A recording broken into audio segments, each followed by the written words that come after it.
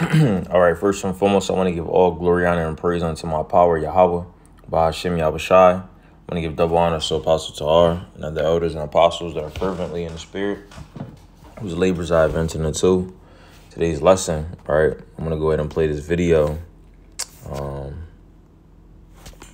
Epic Economist, right? Announced that roughly 10,000. So I can start over. Basically going into these mass layoffs, right? So right now we're, in America, Babylon, we're in the so-called, holiday season, right? Where business is supposed to be ramping up. A lot of different jobs are hiring like seasonal workers. Prior to the health crisis, this is what you would have.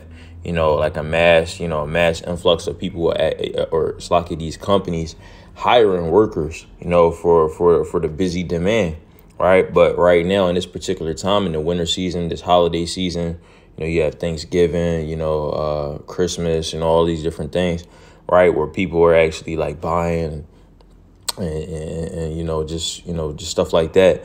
You would have these companies that are doing those things, but now it's that it's the contrary, where a lot of these companies are actually, laying off workers. And what do you do? What does that actually mark? That actually marks a recession, man, right? Because a recession is what? It's a contraction, right? Meaning you're how do I say, like you're pulling back, right? And that's essentially what a lot of these companies are doing. All right, I'm gonna go ahead and play the video. You even have DoorDash, right? It says somewhere in the video, you can listen to the video for yourself. This channel has like a lot of good information. DoorDash, every time if it filled an order, it lost 70 cents, right? Where it was like, I think early this year or something like that, every time they fulfilled an order, they would lose 40 cents or something like that. Now think about the millions of orders that they actually fulfilled. That's millions of dollars. Right. So a lot of these companies aren't profitable, due to, actually during the health crisis, when a lot of people were actually home, DoorDash had to hire a lot more dashers. Right. That's what they call the delivery drivers. Right. To compensate for all the people that were at home ordering food and whatnot. So I'm going to play this quick video and let's get into the scriptures. Right. But this all just marks how this is the end of Esau's society, man. His economy is crippling. And it's no coming back for it. A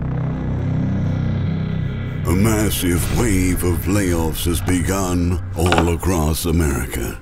A new report published by Challenger, Gray & Christmas revealed that the pace of job cuts by U.S. employers accelerated in November, with the number of layoffs climbing 127% from October. Companies announced 76,835 job cuts in November, the analysis found. That is 417% higher than the same time 1 year ago.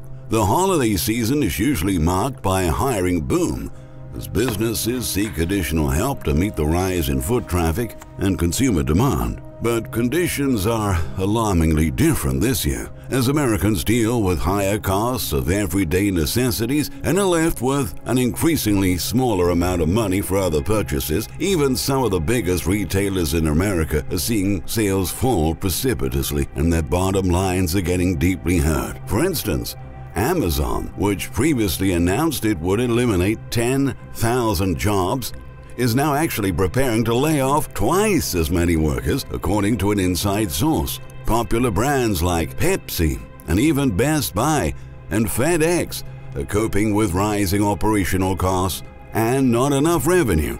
Their only choice to continue to make their business profitable is to reduce their headcounts. As the current economic downturn aggravates, more and more layoff announcements will start to emerge in the coming weeks and months.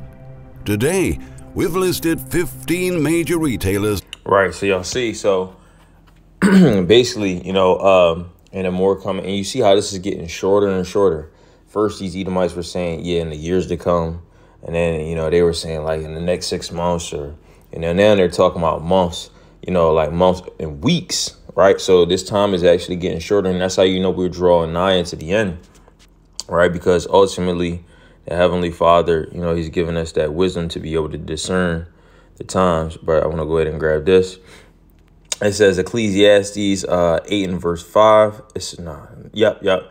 It says, whoso keepeth the commandment shall feel no evil thing, in a wise man's heart, meaning his mind, discern of both time and judgment. So we can see that the judgments that the Heavenly Father is pouring out upon this place is because this is marking the end of Esau's society, that bound that Esau can't pass, pursuing it on Job, the 14th chapter, right? We're drawn closer to that bound. And that's why all of these judgments are starting to be poured out upon America, Babylon, and it's only going to increase. And also we're discerning, right, that this is the end. We're discerning the time, right, through, the things that we're actually seeing, right, through the scriptures, right. Let me go there. I'm going to grab this. 2nd Ezra chapter 9 and verse 1, it says, and he answered me then and said, measure thou the time diligently in itself. So we're measuring the time diligently in itself by the things that we see that were prophesied of old to be happening now in this particular time, which is the end. It says, and when thou seest part of the signs past, which I have told thee before, right? So this is exactly what I just said, right? Then shalt thou understand that it is the very same time wherein the highest will begin to visit the world in which we made. So you can see that this is logical, right? The things that the Heavenly Father has had written in these scriptures from years and years ago, right? We actually see these signs, these things being able taking place, these different wars and rumors of wars, right? Like it says in Matthew, the 24th chapter, or in 2nd Ezra 15, the uprisings and rebellions of the people, you know what I mean? Just a lot of these different things. Matter of fact, it says it right here, verse 3. Therefore, when thou shalt see earthquakes, so we see a lot of that, earthquakes in very diverse places, man, all over the world. If you actually want to see that, go on Twitter. And you can actually have an earthquake. It's an earthquake channel that you can ping it, and basically like all day long. I promise you, like your phone will be just pinging all day. With just different earthquakes. Of all different sizes and magnitudes. Right. So it's earthquakes in diverse places, uproars of the people in the world. You see what happened over there in China. You seen what happened in Sri Lanka. You seen what happened with a lot of these countries, even in some West African countries as well. Down in South American countries, right? You see all of these different countries rioting, going crazy. Even over here in America, Babylon, when that whole George Floyd stuff was going on, uproars of the people, right? And a lot of these countries are actually, uprising because of inflation. The cost of living is crazy, right? They can't keep up with it. They got to choose between rent or paying for their housing or paying for food, right? So these are all things that we're seeing. Right. And it says, verse 4, then shall I well understand the Most High spake of those things from the days that were before thee, even from the beginning. Right. So that's the point, man. So we see how the Heavenly Father, he's bringing it into this place, which I wanted to go ahead and grab because, I was actually talking about them layoffs. So you'll see one of those companies that are actually like laying people off that will usually really do a lot of hiring right now is FedEx, because during the holiday season, what do people do? They mail gifts to each other because, people have families in the other states and whatnot. So what happens? You'll buy people in the world, they'll buy a gift and they'll mail it to their grandma all the way in, Louisiana or somewhere in South Dakota or something. You know what I mean? And they may be all the way on the East Coast or something like that. Right. So, who primarily handle stuff like that? Companies like UPS, the Postal Service, FedEx. So FedEx is actually, laying off about, I think it was like 2,500 workers or something like that. Right. So that shows you, man, because they're not expecting a lot of I guess packages, for lack of a better word, a lot of packages. They're expecting a lot of service. Right. So that's one way to show that definitely the economy is really in a recession, whether they choose to acknowledge it and openly come out and say it or not. This place is through, right? And that just all just shows you that what, man, this is really no work for Egypt, man. So Isaiah 19 and verse 24, I'm gonna grab that over here. Had it over here. Isaiah 19 and 14, it says, how the one have mingled a perverse spirit in the midst thereof, and they have caused Egypt to err in every work thereof, as a drunken man that staggereth in his vomit. Neither shall there be any work for Egypt, which the head or tail, branch or rush may do. So that's the point, man. There's no work in Egypt, and it's getting to that point, right? Right.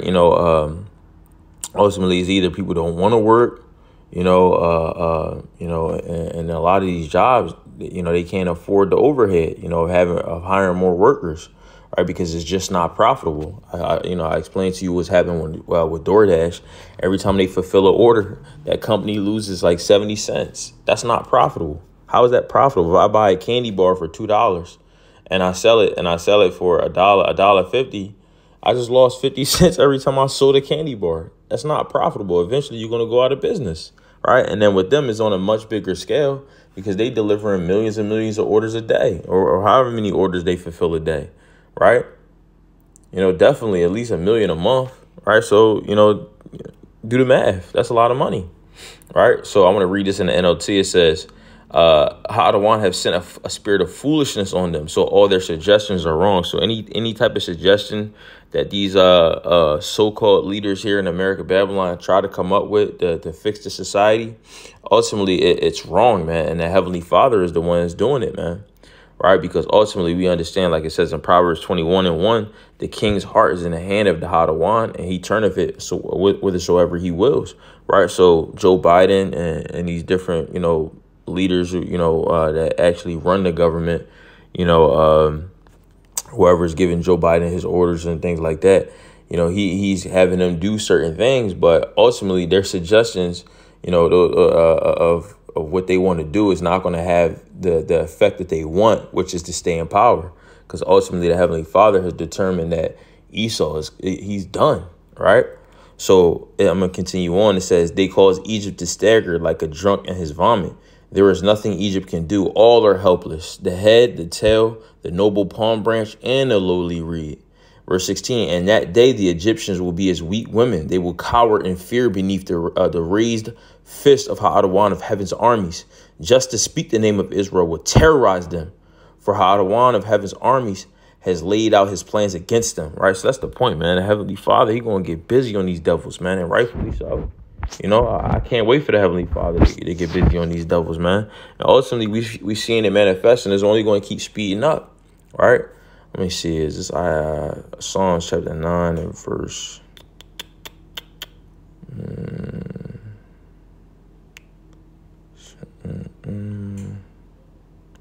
So, like, bear with me.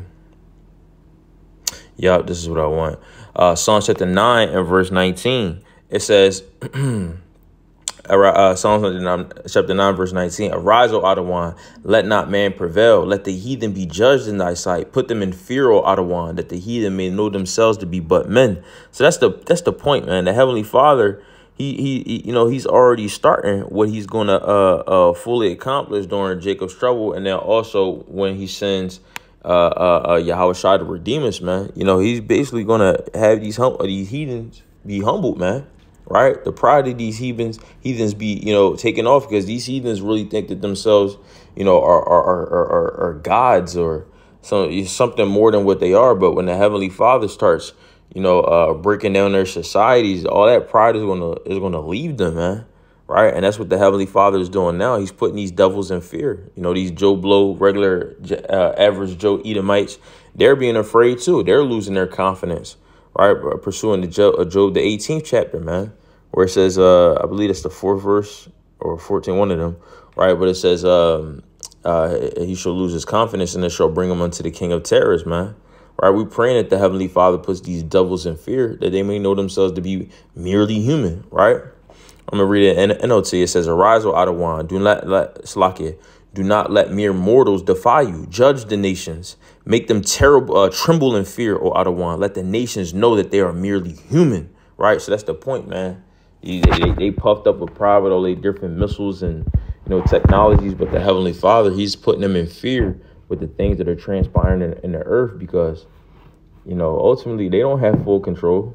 That you may think that Esau is some type of devilish mastermind where, he just, he can calculate all this stuff, which to some extent, Esau, he be on it through the power and spirit, that the Heavenly Father is giving him on the left-hand side, right? But ultimately, the Heavenly Father is the real master plan, because you ever seen a movie where is a person that's scheming the whole time, and the whole time he was just getting schemed by somebody that was over him, and he thought it was his plan, but it was really somebody else. Plot twist. Right? And that's what it is for the Heavenly Father, man. It's going to be a plot twist on Esau, because Esau thinks that somehow, some way he's going to come out on top and in power. And that's just not the case, man. The Heavenly Father is going to bring him down low. And we already start to see this, we're starting to see this manifest, man. Right. So I'm going to go grab this and I want to end off there. Where's right now? The book of Nahum, right? Nahum chapter 3 and verse 19, it says, there is no healing of thy bruise. Thy wound is grievous. All that hear the bruit of thee shall clap their hands over thee, for upon whom have not thy wickedness passed continually. So that's the point, man. Right? America, Babylon's wickedness has compassed upon everybody, man. Has damn near touched everybody. So now when Esau, and this wicked kingdom falls, everybody's gonna clap, man. Why? Because it's a wicked, evil, demonic ass kingdom, man.